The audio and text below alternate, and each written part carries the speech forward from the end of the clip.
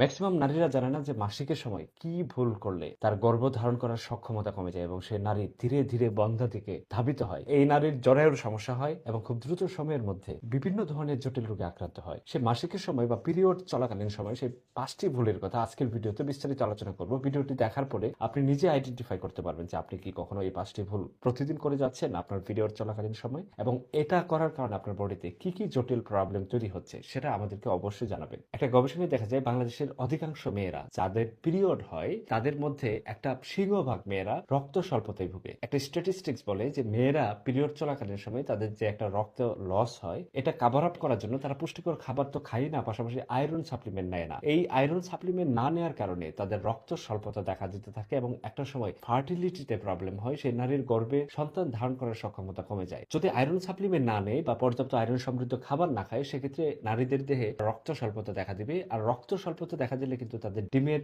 গুণগত মান এবং কোয়ালিটি সেটা কিন্তু কমতে থাকবে। সুতরাং একটা নারীর পিরিয়ড চলাকালীন সময় প্রচুর পরিমাণের আয়রন সমৃদ্ধ খাবার খেতে হবে। আয়রন সমৃদ্ধ খাবার খেয়ে কাভার আপ না করতে পারলে অবশ্যই বাজারে আয়রন সাপ্লিমেন্ট কিনতে পাওয়া যায়, সেই সাপ্লিমেন্ট কিনে খেয়েও কিন্তু তার আয়রনের যে একটা চাহিদা এই সময়টাতে সেটা কিন্তু সে পূরণ করতে পারবে। খাবারের মধ্যে লাল মাংসে প্রচুর আয়রন পাওয়া যায়, কিন্তু লাল মাংস পিরিয়ড চলাকালীন সময় অতিরিক্ত খাওয়া সেটা খেলে পেটের প্রবলেমটি বাড়তে পারে। ডাল, পালং শাক, ডিম, খেজুর এগুলোতে প্রচুর আয়রন পাওয়া যায়। এই খাদ্যগুলো খাদ্য তালিকায় অবশ্যই রাখতে হবে। সব থেকে গুরুত্বপূর্ণ হচ্ছে মেয়েরা পিরিয়ড চলাকালীন সময় সারাদিন শুয়ে বসে কাটায় অথবা অনেক মেয়েরা হেভি এক্সারসাইজ করে। এই দুটোই কিন্তু একটা নারীর জীবনে জটিলতা তৈরি করতে পারে এবং সেই নারী গর্ভে সন্তান ধারণ করার সক্ষমতা হারিয়ে ফেলতে পারে। কারণ অতিরিক্ত পরিমাণ অলস যারা পিরিয়ডের সময় শুয়ে বসে থাকে বা মুভমেন্ট না করে তাদের কিন্তু মাসিক ক্লিয়ার হবে না, কিছু অংশ থেকে যাবে, যার পরিপ্রেক্ষিতে পরবর্তীতে পেলভিক ইনফ্লামেটরি ডিজিজ হওয়ার চান্স থাকে অথবা জরায়ুর বিভিন্ন ধরনের জটিলতা তৈরি হতে পারে। একেবারেই মুভ না করার কারণে ব্লাড সার্কুলেশন কমে যায়, পলিসিস্টিক ওভারিয়ান সিনড্রোম দেখা দিতে পারে এবং